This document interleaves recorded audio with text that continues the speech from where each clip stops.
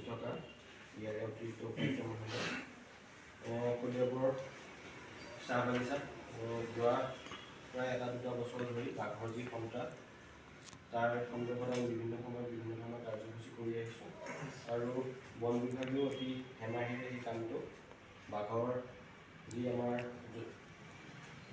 স্থানীয় মানুহ থকা ঠাইত বা বাগানৰ কাম কাজ হোৱা ঠাইত বাঘৰ বিচৰণ এইটো খুব এটা ভাল কথা নহয়। তাত মানুহখিনিয়ে বাগানৰ কাম কৰি বা বাগানৰ খৰি চৰি গোটাই তেখেতসকল চলি থাকে। গতিকে সেই কামটোত যোৱা পৰহিদিনাখন যি এজন মানুহক বাঘে নিধন কৰিছে তেখেতৰ সেই গোটেই ঘটনাটোৰ ওপৰতো আমি আজি স্মাৰক পত্ৰখন ইয়াতে প্ৰদান কৰিবলৈ লৈছোঁ। মই স্মাৰক পত্ৰখন পাঠ কৰি দিছোঁ।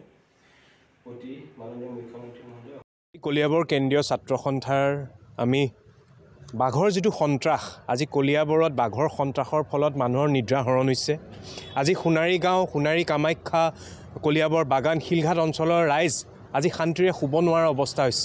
আজি বহুদিন ধৰি বাঘৰ যিটো বিচৰণ য'ত মানুহৰ থকা বাসস্থান থকা মানুহৰ থকা ঘৰলৈকে বাঘৰ যি অহা যোৱা চলিছে, য'ত গৰুৰ চৰণীয়া পথাৰ আছিল তাত বাঘৰ চৰণীয়া পথাৰলৈ পৰিণত হৈছে।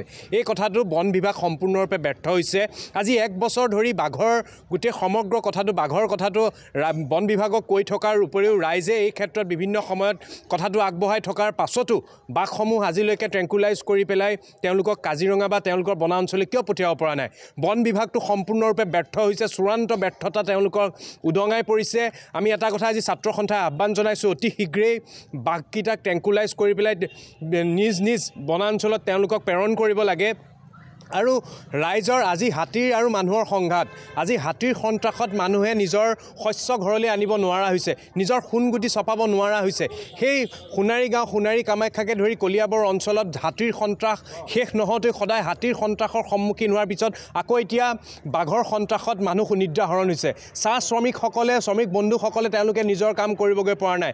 আজি এজন শ্ৰমিক বন্ধুক তেওঁ নিজৰ পশুধনৰ কাৰণে খাদ্য যোগান কৰা অৱস্থাত তেখেতক বাঘে তেওঁক মুৰ্মুষ অৱস্থাত সেই মানুহজনৰ লাওখোলা আমি পাবলৈ ৰাইজে পোৱা দেখিবলৈ পাইছে। গতিকে এই ক্ষেত্ৰত বাঘে যদি এতিয়া নৰখাদকলৈ তেওঁ নৰখাদক হৈ পৰিছে, এই ক্ষেত্ৰত একো ব্যৱস্থা গ্ৰহণ কৰা নাই।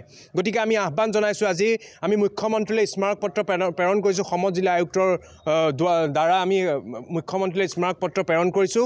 অতি শীঘ্ৰেই ইয়াৰ পৰা মানুহৰ য'ত বাসস্থান আছে তাত বাঘৰ মুক্ত যি বিচৰণ সেই বাঘক ট্ৰেংকুলাইজ কৰিব লাগে আৰু ৰাইজ যাতে সম্পূৰ্ণ নিৰাপত্তা প্ৰদান কৰিব লাগে আৰু যাৰ ফলত বাঘৰ ফলত মৃত্যুবৰণ হৈছে তেওঁলোকক সম্পূৰ্ণ ক্ষতিপূৰণ দিব লাগে। আমি এইটোৱে চৰকাৰলৈ আহ্বান জনাইছোঁ আৰু বন বিভাগটো সম্পূৰ্ণৰূপে ব্যৰ্থ হৈছে। এই ক্ষেত্ৰত মুখ্যমন্ত্ৰীয়ে বিশেষ ভূমিকা গ্ৰহণ কৰিবৰ কাৰণে আমি পুনৰবাৰ দাবী জনাইছোঁ।